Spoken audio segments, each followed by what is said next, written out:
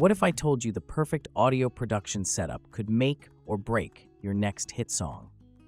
Stay tuned, because the right PC isn't just a tool, it's your creative superpower.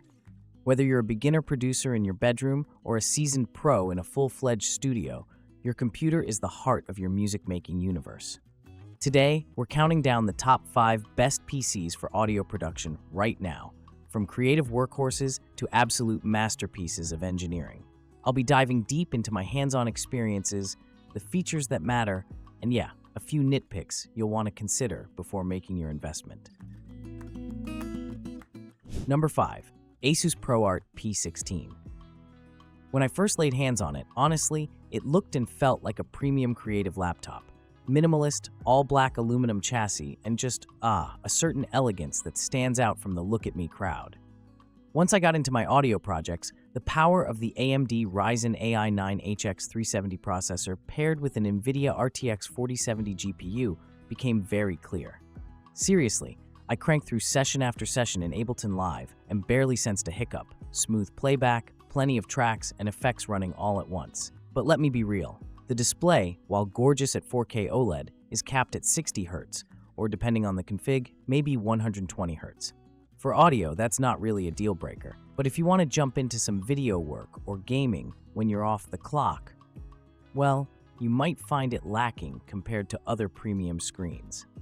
The fans are definitely on the loud side when you really lean into a heavy mix. At quiet moments, you'll notice it, and I found myself reaching for my noise-canceling headphones more than once. Portability is solid at just over 4 pounds, and there's enough battery life, if you're doing lighter work, to get you through a few hours unplugged though. For real audio sessions, you'll still want to stay plugged in, because the NVIDIA graphics will chew through your battery quickly.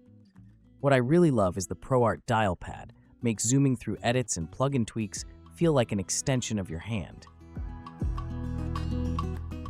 Number 4. HP Z8 Fury G5 Workstation. Coming in at number 4, the HP Z8 Fury G5 is what I'd call an absolute beast, but with a couple of caveats. This workstation is no joke. Think, up to a 56-core Intel Xeon W9 processor and the potential for 4 NVIDIA RTX A6000 GPUs. So for complex audio projects, massive track counts, heavy orchestral libraries, and pretty much any plugin chain you can throw at it, the Z8 Fury just shrugs and keeps on chugging. Now this is a desktop, not a laptop. When I set it up in my production space, I was struck by 2 things. 1, how upgradable it was, and 2, how absolutely huge this thing is. Seriously, this is a workstation that takes up real estate. It's not going under any tiny desk. But oh, the configuration options. Want dual OS? Done. Multiple expansion slots? Also done. Swapping in storage or memory was actually enjoyable for once, and the presence of up to 120 terabytes of internal storage support is wild for keeping massive sample libraries without ever worrying about external drives. Something to note though, while the Fury is stunningly powerful, it's easy to go overboard, spec it too high, and you're burning cash for specs you might never use. Also, the design is, well, it's all function, zero style. You won't find RGB, and it won't blend into a modern studio aesthetic. And price-wise, this can get very, very expensive. 3. GEEKOM GT13 Pro. The GEEKOM GT13 Pro honestly surprised me. It's this tiny, impossibly compact box, yet inside, you're getting a 13th Gen Intel Core i9-13900H processor, 14 cores, 20 threads, and up to 64 GB RAM. Toss in dual Thunderbolt 4, Wi-Fi 6E, 2.5 GBE Ethernet, fast PCIe Gen 4 storage, and more. For home studio users or those with little room to spare, this mini PC is a dream come true, especially if you're tight on space or travel with your setup.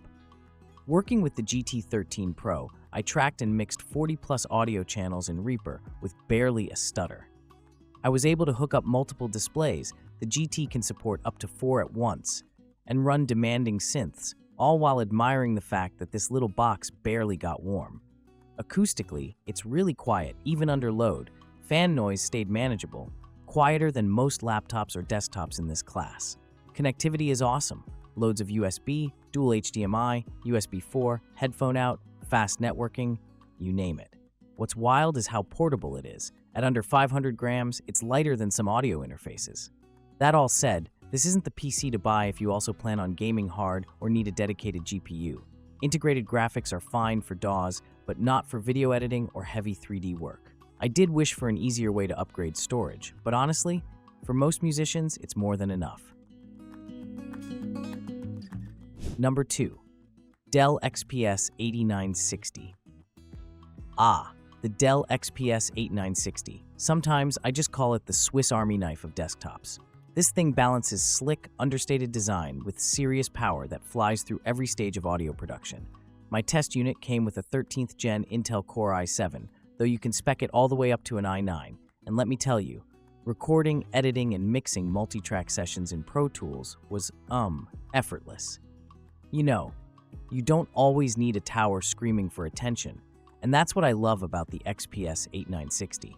It blends right in, but behind that subtle facade, it's running projects with enough grunt to handle both my heaviest orchestral templates and everyday admin work without breaking a sweat. The system runs quiet too, even during large bounces or heavy plugin stacks, which honestly keeps your workflow zen. There's generously ample front I/O, rapid NVMe storage, and it never ever got bogged down, even when I was running CPU-hungry synth plugins. But okay, let's not ignore some drawbacks. Dell's use of proprietary components means you're unlikely to do much DIY upgrading, as the motherboard isn't ATX standard. So future-proofing beyond what's offered from the jump? Not really a thing here. Storage speeds were good, not amazing for the price, but realistically, you won't feel bottlenecked working with DAW sessions. For most producers, you'll barely notice those cons, and the overall value is still killer. Number 1. Mac Studio. Finally, we're at number 1. And yep, you guessed it, the Apple Mac Studio. Listen, when you're looking for pure creative muscle in an unbelievably compact footprint, the Mac Studio is just the answer. I mean, with the new M3 Ultra or M4 Max chips, you get jaw-dropping single and multi-core performance, AI acceleration, a bucket load of ports, and get this, utter silence even in heavy projects. Running Logic Pro with my largest sessions was almost boring, in the best way. I stacked effects, loaded orchestral libraries, ran dozens of tracks and virtual instruments, all while the fans stayed silent and the system ice cold. The Mac Studio just didn't flinch. It feels quite frankly like overkill, but in a way that's freeing for creativity. The OS, integration with Pro Audio hardware, plug and play with Thunderbolt interfaces, and Apple's legendary low-latency audio stack. It's a dream for producers who want the smoothest ride possible. There are some gotchas. This machine is pricey, very much so, and you can't upgrade RAM or storage after you buy, so spec it properly up front.